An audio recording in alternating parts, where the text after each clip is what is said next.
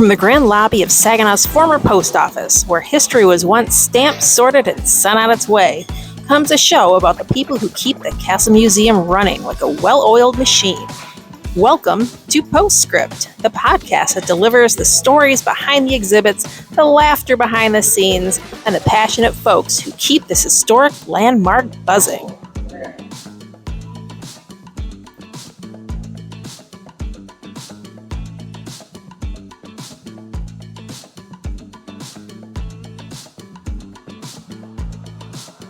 This week on Postscript, we're talking with Addison, a man who wears many hats around the museum.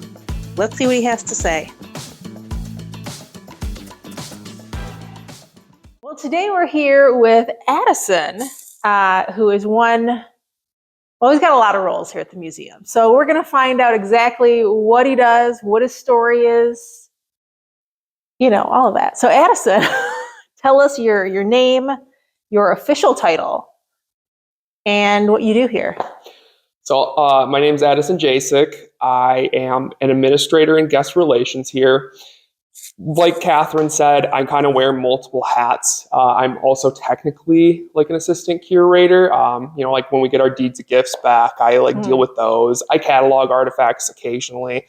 My role here as administrator has been picking up more duties recently, so I've been over there a lot less than I used to be, but I do still do that on occasion when I have nothing else to do. So you're all over the place, right? You're at the annex, you're at the museum, you're at the front desk sometimes. Yeah, I also at the front desk sometimes. I even forgot about that. Again, I wear multiple hats. So tell us about your typical day. Now it sounds like depends where you're located at.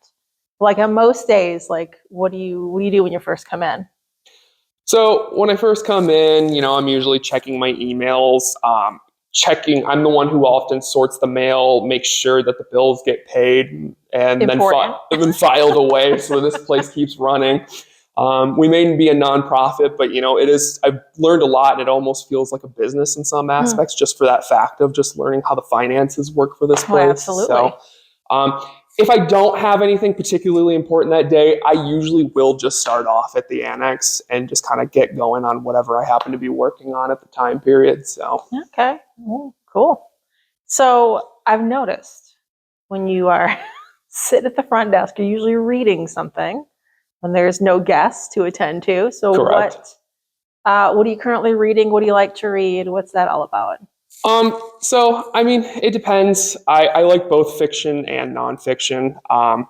For fiction, I'm very much like a classic snob. I like my 1984s. Okay. I like Eric Remarque, All Quiet on the Western Front. It's one of my favorite novels. If I'm reading nonfiction, I like to read a lot of stuff that's like either Renaissance related, especially Renaissance humanism, is something I've been particularly interested in. Even when I was in college, I was something I really focused in on, read a lot of that kind of material. Kind of got more interested in the classics as I went along. I actually thought I was going to go for my PhD pretty quickly, and I was going to go into classics. I was especially interested in papyrology, which is just like the preservation, translation of like papyri scrolls. Okay. U of M actually works a lot with Herculaneum scrolls, and that was something I was really interested in. So I thought that was something I was going to do. But then things just kind of fell into place, and I happened to be working here, and I kind of liked working here a lot. My chair is slowly. Look how fun this is. So I liked working here a lot, and I also had family obligations, and it's one of those things that I hold that principle pretty high of family values, and it was one of those things I just couldn't really abandon my familial duties to just go pursue a PhD, because that's a big commitment. And so I just decided that I'm like, this is what works for me at this moment.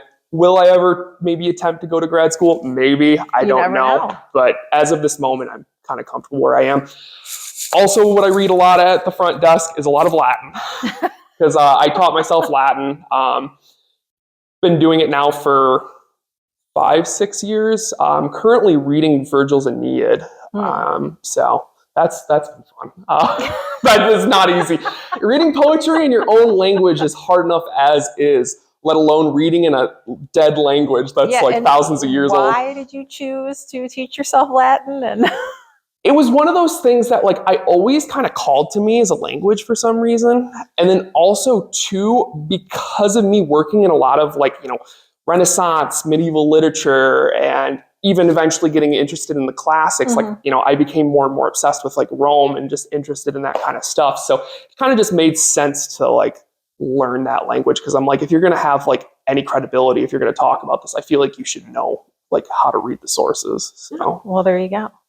If you're into American history like myself, it's just English. Although I will admit my secondary language for graduate school was German. And so I once had to translate as part of my big, like, and you do it to get through this. It was like a whole crazy magazine article about the Watergate scandal, but it was in German. Got you. And I had to translate it back to English. Yeah, I was always potentially interested in learning German as well, because like I was always told that if you are going to pursue a classics degree, you kind of need to know a lot of languages. Yeah, that's true. Not only do you need to know Latin and Greek, which eventually I would like to learn Greek at some point as well. German and Italian and French are like apparently like if you want to read the most up to date like stuff in the classics, you kind of need to know those languages. So you're kind of a master of multiple languages, which sounds like a lot. But if I ever get to that point, we'll cross that bridge when we get to it. It's a lot, but if you like doing it, then it's not such a big deal, right? Yeah, learning language was really fun. You really have to have a lot of dedication, though, if you really want to do it. And you have to have the time. What you put into it is what you get out of it. So dead languages aside, who's your favorite author of, let's say, fiction? Fiction? In my top 3 books, I always said that Homer's Iliad was always my number 1. I always really enjoyed that. I feel like every time I reread it, I always find something new that like I'm just like, I never even thought about that. My second is All Quiet on the Western Front. That book for some reason spoke to me in a way that like no other book had, and I even have a first edition of that book on my shelf. So. Nice. And then my third was always The Brothers Karamazov. That was always by Dostoevsky. Yeah. That was always my third. See, I'm more of a Steinbeck person myself. Grapes of Wrath. And I do also, because for those listening, one of my side hobbies is collecting rare and antiquarian books. So I do have a lot of like first editions or at least collectible copies of books. So I do also have Grapes of Wrath on my shelf. Nice. It's a first edition. It's actually the 8th printing of that first edition, but it is technically still a first edition. Very cool. So. See, you're very interesting. He tried to tell me. I am not. He would not be interesting at all for this podcast. I said, we will find what's interesting. I told her, because she kind of twisted my arm for this, I was telling her that I said, I don't think I'm that interesting of a person, But see, people walk in, they see at the front desk, they're not going to know all this, right? So this is pretty radical stuff that you taught yourself one dead language. There's more to come, apparently. And, you collect classic books and all that. So, and you mentioned family. Who you got for family? So I have my wife, Paulina, and then I have my son, Wesley. He's currently 3 right now. So, And how is it having a 3-year-old? It is a lot.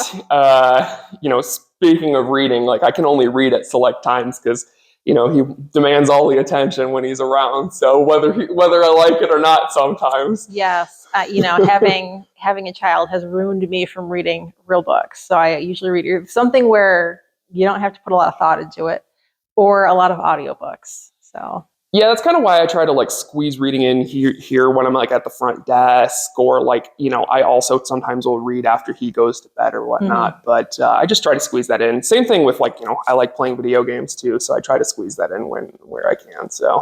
What's your favorite video game? Oh, geez. That one's a hard question. I have a lot of video games I like.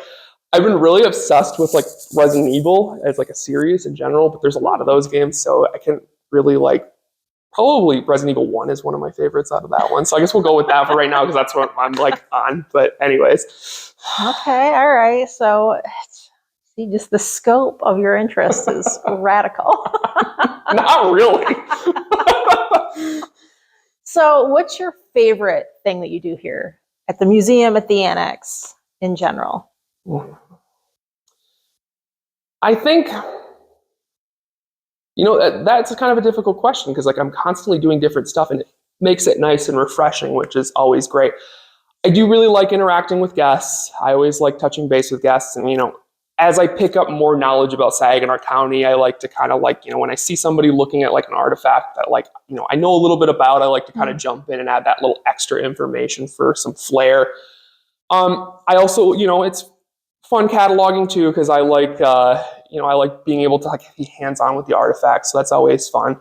When it comes to the finance side, I mean, finance is finance. It's really interesting, and I think it's a very useful skill to have learned a lot of this. So in that aspect, I'm glad that like I do take part in that. But is it the most interesting? It takes a special person to love numbers and finance and all that. Yeah, it's like interesting in the fact of, like I said, of the earlier I referenced the business thing. It kind of like is interesting in that like, wow, I didn't realize how much went into like, running a business, even if we are a nonprofit. Like there's a lot of different aspects to it that I just did not even think about before I took this job. So yeah, for guests walking in, I mean, probably the only interaction they're most likely to have is with front desk staff, right? They don't understand, what all goes into a museum. Yes, of course. Part of talking to all the people that work here is, how do we build out exhibits and what goes into the business aspect of running a museum and outreach and all that. So there's a lot to it, right? We all have a very important role here at the museum. Yes. So I make sure that the lights stay on. And how many light switches are there? Oh, geez. I honestly don't know off the top of my head, to be honest with you. I mean, I've heard like over 100. I don't know if there's that many. There's a lot of like, because here's the thing. Here's like an insider thing for the people listening at home. There's a lot of light switches that look like they're like important, but then you flip them and they don't do anything. I don't know if the wiring has been changed since, that like they're just not connected in the same way that they used to be.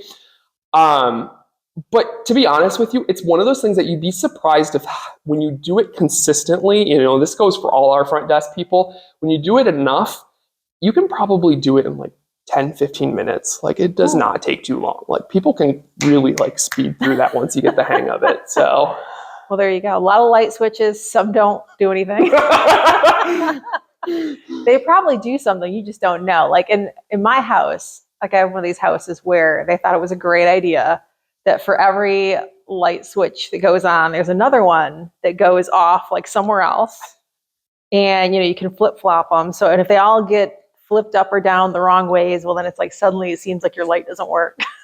Yeah, and like I said, I think that's, that could be part of it, but I also just think that like, because this is such an old building, I think some of the wiring has just changed. Some of those light switches are just useless. But the thing is once you kind of learn what switches to do, you kind of just avoid the ones that are just like, I don't need to interact with that. So, well, who knows? Maybe it's switching on the lights over at the waterworks or something. When you're like, the switch doesn't do anything. People are really going, what's going on? That's right. Old Saginaw. It's all connected, right? So, all right. Final question. I've been asking various people this. What do you feel is your spirit animal? That is a good question. I've always been privy to lions. Lions? Ooh, okay. So probably a lion. And why a lion? Why are you feeling that? I think I admire like the idea that lions like invoke courage and bravery. That's something like I often aspire to like